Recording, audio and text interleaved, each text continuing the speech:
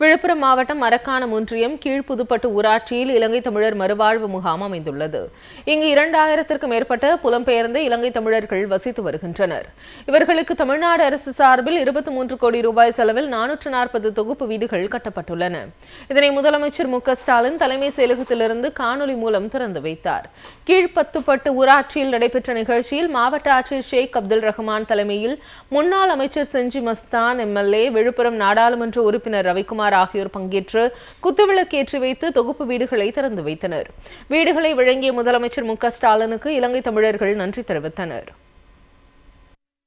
இன்று தமிழக முதலமைச்சராக பதவியேற்ற ஐயா அவர்கள் 440 வீட்டை கீழ்புத்துப்பட்டு ஈழத்தமிழர் மறுவாழ்வு முகாமில் கட்டி எங்களுக்கான நற்பணியை செய்து இன்னும் உதவிகளும் பணிகளும் மகளிர் சுய உதவி குழுக்களுக்கு லோனுகள் தந்து எங்கள் பெண்களை இன்றைக்கு உயர்ந்த நிலைக்கு கொண்டு வந்திருக்கின்ற தமிழ்நாடு முதலமைச்சர் ஐயா அவர்களுக்கு கோடார் நன்றியை தெரிவித்துக் கொள்கின்றோம்.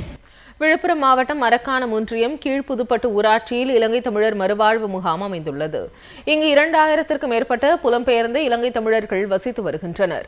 இவர்களுக்கு தமிழ்நாடு அரசு சார்பில் 23 கோடி ரூபாய் செலவில் 440 தொகுப்பு வீடுகள் கட்டப்பட்டுள்ளன.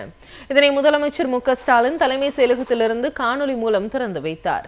கீழ்பத்துப்பட்டு ஊராட்சியில் நடைபெற்ற நிகழ்ச்சியில் மாவட்ட ஆட்சியர் ஷேக் அப்துல் ரஹ்மான் தலைமையில் முன்னாள் அமைச்சர் செஞ்சி மஸ்தான், எம்எல்ஏ, விழுப்புரம் நாடாளுமன்ற உறுப்பினர் ரவிக்குமார் ஆகியோர் பங்கேற்று குத்துவிளக்கேற்றி வைத்து தொகுப்பு வீடுகளை திறந்து வைத்தனர். வீடுகளை வழங்கிய முதலமைச்சர் மு.க.ஸ்டாலினுக்கு இலங்கை தமிழர்கள் நன்றி தெரிவித்தனர். இன்று தமிழக முதலமைச்சராக பதவியேற்ற ஐயா அவர்கள் 440 வீட்டை கீழ்புத்துப்பட்டு ஈழத்தமிழர் மறுவாழ்வு முகாமில் கட்டி எங்களுக்கான நற்பணியை செய்து இன்னும் உதவிகளும் பணிகளும் மகளிர் சுய உதவி குழுக்களுக்கு லோனுகள் தந்து எங்கள் பெண்களை இன்றைக்கு உயர்ந்த நிலைக்கு கொண்டு வந்திருக்கின்ற தமிழ்நாடு முதலமைச்சர் ஐயா அவர்களுக்கு கோடார் நன்றியை தெரிவித்துக் கொள்கின்றோம்.